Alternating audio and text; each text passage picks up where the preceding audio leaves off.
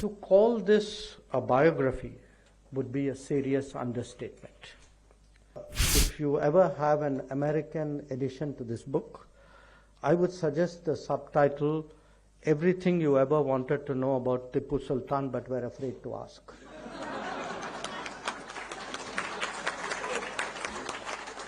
Tipu Sultan, by any standards, is actually a very, very complex figure in our history. His defeat and death can be considered a turning point when it came to the fate of peninsular India. By highlighting the Tippu English binary to the exclusion of a more complicated reality, a particular narrative has been advanced over the years. About this book, to call this a biography would be a serious understatement, because it is something very much more, capturing not just the flavor of a fast-moving and a complicated era, but offering insights into politics, strategy, administration, sociology, and even diplomacy. It is both granular in its detail and creative in many ways in its spirit, making the reader a fly in the wall in Tipu Sultan's palace. There is an honesty as well as an objectivity, I think, in Vikram's approach. And I suppose in this case, that would not have been entirely easy. In fact, if you ever have an American edition to this book, I would suggest the subtitle, Everything You Ever Wanted to Know About Tipu Sultan But Were Afraid to Ask.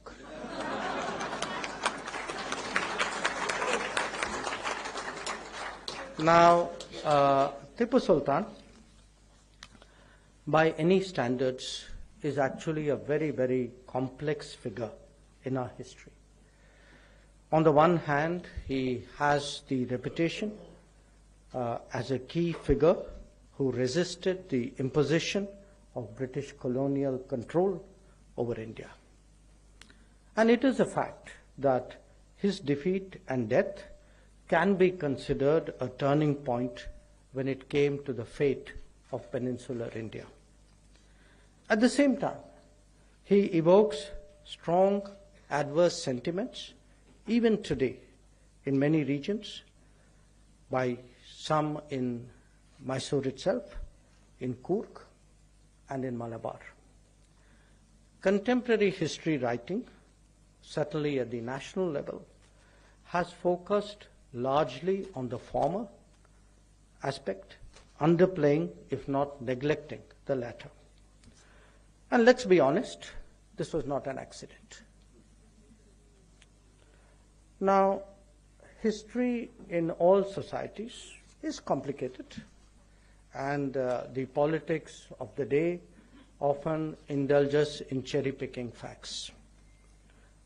To a considerable extent, that has happened in the case of Tipu Sultan. By highlighting the Tippu English binary to the exclusion of a more complicated reality, a particular narrative has been advanced over the years. Dr. S.L. Bhairappa's foreword, which all of you would read when you read the book, I think is a very blunt reminder of that particular debate. This book, therefore, has a very special value because what it does is it not only presents facts about Tipu Sultan for the reader to make his or her own judgment, but it also, and to my mind this is very important, it also brings out the context in all its intricacy. In that process, I can see that Vikram would have had many challenges of orthodoxy to overcome. And these, by the way, I must say, are not specific to the treatment of Tipu Sultan.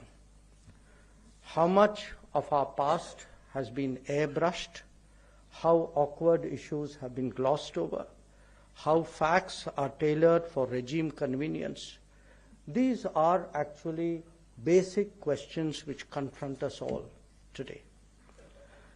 As a product myself of an institution that was at the center of these politically driven endeavors, I can well appreciate the need to present an accurate representation of history.